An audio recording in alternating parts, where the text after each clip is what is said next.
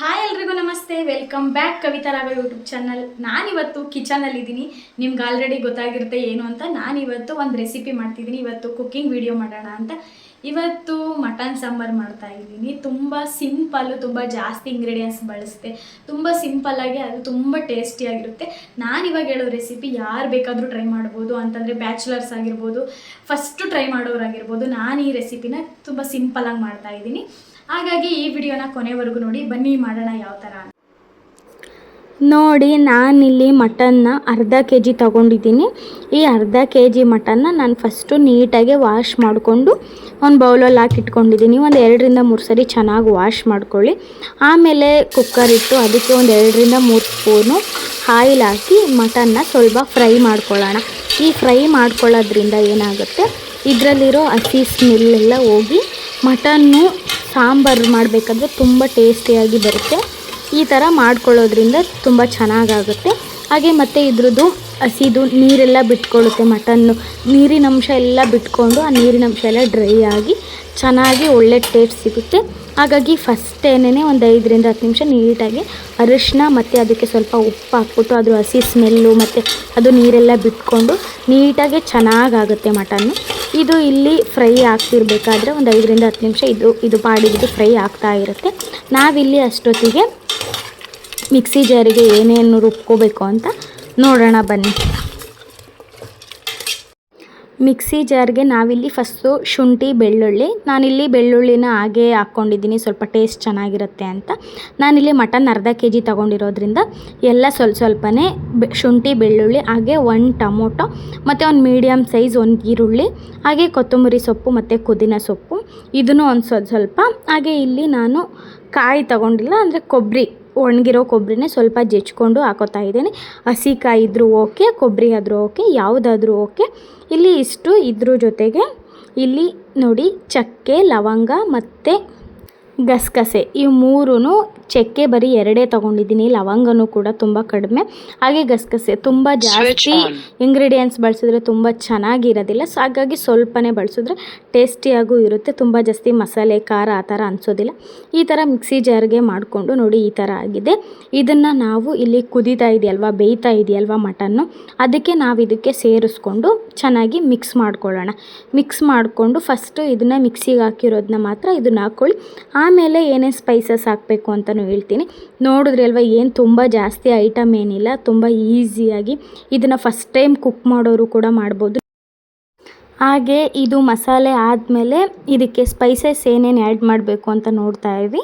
ಹಾಗೆ ನಾನಿಲ್ಲಿ ಅರ್ಧ ಕೆ ಜಿ ತೊಗೊಂಡಿರೋದ್ರಿಂದ ಎಲ್ಲ ಸ್ವಲ್ಪನೇ ಹಾಕ್ತಾಯಿದ್ದೀನಿ. ಇಲ್ಲಿ 1 ಸ್ಪೂನು ಖಾರದ ಪುಡಿ ಅಂದರೆ ಚಿಲ್ಲಿ ಪೌಡರ್ ಹಾಕ್ತಿದ್ದೀನಿ. ಹಾಗೆ 1 ಸ್ಪೂನು ಇದು ಧನಿಯಾ ಪೌಡರ್ ಆದಮೇಲೆ ಸ್ವಲ್ಪ ಗರಂ ಮಸಾಲ, ಒಂದು ಅರ್ಧ ಸ್ಪೂನ್ ಗರಂ ಮಸಾಲ, ಅದಾದಮೇಲೆ 1 ಸ್ಪೂನ್ ಮಟನ್ ಮಸಾಲ, ಹಾಗೆ 1 ಸ್ಪೂನ್ ಚಿಕನ್ ಮಸಾಲ ಮತ್ತು ಒಂದು ಸ್ವಲ್ಪ ಅರಿಶಿನ ಆಲ್ರೆಡಿ ಹಾಕಿದ್ದೀರ.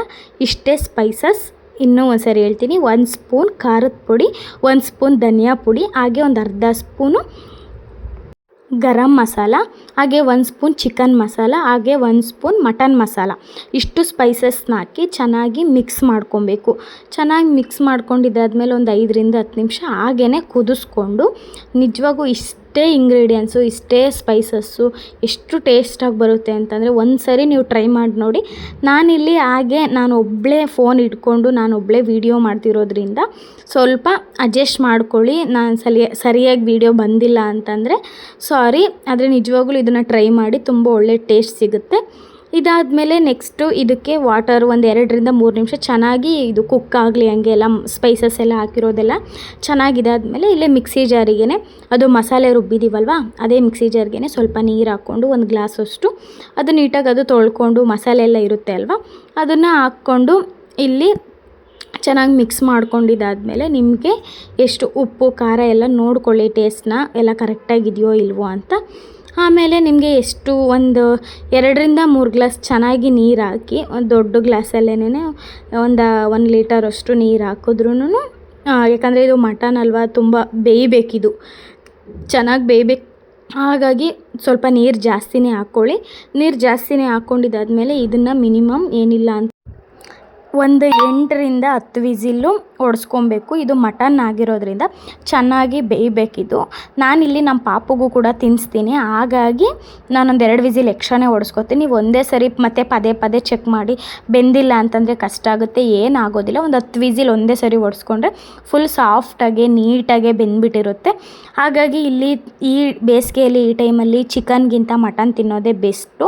ಹಾಗೆ ಮತ್ತು ನೆಕ್ಸ್ಟು ಇದನ್ನು ಚೆನ್ನಾಗಿ ಇದಾಗಿದೆ ನೋಡಿ, ಹಾಗಾದಮೇಲೆ ನೀವು ಒಂದು 10 ನಿಮಿಷನಾದ್ರೂ ಕುಕ್ಕರು ಓಪನ್ ಮಾಡಿಬಿಟ್ಟು ಬರೀ ಹಾಗೇ ಮುಚ್ಚದಲೇ ಒಂದು 10ರಿಂದ 20 ನಿಮಿಷನಾದರೂ ಹಾಗೇ ಬೇಯಿಸ್ಕೊಬೇಕು. ಅಂದರೆ ಆಲ್ರೆಡಿ ಬೆಂದಿರುತ್ತೆ, ಬಟ್ ಹಂಗೇ ಮೇಲೆ ಬೇಯಿಸ್ಕೊಳ್ಳೋದ್ರಿಂದ ಅದು ಒಂದು ಸ್ವಲ್ಪ ಗಟ್ಟಿಯಾಗಿ ಒಂಥರ ಟೇಸ್ಟೇ ಚೆನ್ನಾಗಿರುತ್ತೆ. ನಾವು ಡೈರೆಕ್ಟು ಓಪನ್ ಮಾಡಿಬಿಟ್ಟು ಅದು ಸಾರು ತಿನ್ನೋದಕ್ಕಿಂತ ಒಂದು 5ರಿಂದ 10 ನಿಮಿಷ ಕುಕ್ಕರ್ ಕ್ಯಾಪ್ ತೆಗೆದ್ಬಿಟ್ಟು ಅದೇ ಥರ ಕುದಿಸ್ಕೊಬೇಕು ಒಂದು 10 ನಿಮಿಷ. ತುಂಬ ಒಳ್ಳೆ ಟೇಸ್ಟ್ ಆಗುತ್ತೆ. ಇಲ್ಲಿ ನೋಡ್ಬೋದು ನೀವು, ರೆಡಿಯಾಗಿದೆ. ತುಂಬ ಸಾಫ್ಟಾಗಿ ಚೆನ್ನಾಗಿ ಬೆಂದಿದೆ, ತುಂಬ ಟೇಸ್ಟಿಯಾಗಿ ಬಂದಿತ್ತು, ಹಾಗೆ ತುಂಬ ಸಾಫ್ಟಾಗಿ ಬೆಂದಿತ್ತು. ನಾನಿಲ್ಲಿ ನಮ್ಮ ಮನೇಲಿ ನನಗೆ 1.5 ವರ್ಷದ ಪಾಪು ಇದೆ, ಹಾಗಾಗಿ ನಾನು ಅವನಿಗೆ ತುಂಬ ಸಾಫ್ಟಾಗೆ ಬೇಯಿಸ್ಕೊಂಡು ನಾನು ಅವನು ದೋಸೆ ತಿಂತಾನೆ, ಆ ದೋಸೆ ಜೊತೆಗೆ ಈ ಮಟನ್ನ ತಗೊಂಡು ತಿನ್ನಿಸ್ತಾ ಇರ್ತೀನಿ. ಹಾಗಾಗಿ ಒಂದು 2 ವಿಸಿಲ್ ನಾನು ಎಕ್ಸ್ಟ್ರಾನೇ ಹೊಡೆಸ್ಕೊಂಡಿರ್ತೀನಿ. ಮತ್ತು ಹಾಗೆ ಈ ಬೇಸಿಗೆಯಲ್ಲಿ ನೀವು ಚಿಕನ್ ತಿನ್ನೋದಕ್ಕಿಂತ ಈ ಥರ ಮಟನ್ ಮಾಡ್ಕೊಂಡು ತಿನ್ನೋದು ಬೆಸ್ಟ್ ಅಂತ ಹೇಳ್ಬೋದು. ಇದು ಮಟನ್ ತುಂಬ ಕೋಲ್ಡು, ಚಿಕನ್ ತುಂಬ ಹೆವಿ ಹೀಟ್ ಇರುತ್ತೆ. ಹಾಗಾಗಿ ಈ ಬೇಸಿಗೆಯಲ್ಲಿ ಚಿಕನ್ಗಿಂತ ಮಟನ್ ತಿನ್ನೋದು ತುಂಬ ಒಳ್ಳೆಯದು. ಹಾಗಾಗಿ ಈ ವಿಡಿಯೋ ಪೂರ್ತಿಯಾಗಿ ನೋಡಿರೋದಕ್ಕೆ ತುಂಬ ಥ್ಯಾಂಕ್ ಯು ಸೋ ಮಚ್. ಇಲ್ಲಿ ರೆಡಿ ಆಗಿದೆ. ಇನ್ನೂ ಒಂದು ಸರಿ ಹೇಳ್ತೀನಿ, ಇದು ಕುಕ್ಕರ್ ಕ್ಯಾಪ್ ತೆಗ್ದು ಒಂದು 10 ನಿಮಿಷನಾದರೂ ಹಾಗೇ ಬೇಯಿಸ್ಕೊಳ್ಳೋದ್ರಿಂದ ಒಳ್ಳೆ ಟೇಸ್ಟ್ ಸಿಗುತ್ತೆ. ನೋಡಿ, ನೀವೇ ನೋಡ್ಬೋದು, ತುಂಬ ಸಾಫ್ಟಾಗಿ ಬೆಂದಿದೆ, ಟೇಸ್ಟು ಸಖತ್ತಾಗಿತ್ತು. ಒಂದು ಸರಿ ಟ್ರೈ ಮಾಡಿ ನೋಡಿ ಅಂತ ಹೇಳ್ತಾ, ಹಾಗೆ ಇನ್ನೂ ಹೆಚ್ಚು ವೀಡಿಯೋಸ್ಗೋಸ್ಕರ ನನ್ನ ಚಾನಲ ಸಬ್ಸ್ಕ್ರೈಬ್ ಮಾಡ್ಕೊಳ್ಳಿ. ನಾನು ಹೊಸದಾಗಿ ಯೂಟ್ಯೂಬ್ ಚಾನಲ್ ಓಪನ್ ಮಾಡಿರೋದು, ಹಾಗಾಗಿ ಇನ್ನೂ ನಿಮಗೆ ಕುಕ್ಕಿಂಗ್ ವೀಡಿಯೋಸು ಯಾವ ಥರ ವೀಡಿಯೋಸ್ ಬೇಕು ಅಂತೇಳಿ ಕಮೆಂಟ್ ಮಾಡಿ, ನಾನು ಅದು ಆ ಮುಖಾಂತರ ವೀಡಿಯೋಸ್ ಮಾಡ್ತೀನಿ. Okay, thank you so much. ಇಷ್ಟೊತ್ತು ನಾನು ವೀಡಿಯೋ ನೋಡಿದ್ದಕ್ಕೆ ಥ್ಯಾಂಕ್ ಯು ಸೋ ಮಚ್. ನಿಮ್ಮ ಟೈಮ್ನ ನಾನು ವೀಡಿಯೋಗೆ ಕೊಟ್ಟಿದ್ದಕ್ಕೆ. ಆದಷ್ಟು ಲೈಕ್ ಮಾಡಿ, ಶೇರ್ ಮಾಡಿ, ಹಾಗೆ ಮತ್ತು ಇನ್ನೂ ಹೆಚ್ಚು ವೀಡಿಯೋಸ್ಗೋಸ್ಕರ ಕಮೆಂಟ್ ಮಾಡಿ, ಸಬ್ಸ್ಕ್ರೈಬ್ ಮಾಡ್ಕೊಳ್ಳಿ.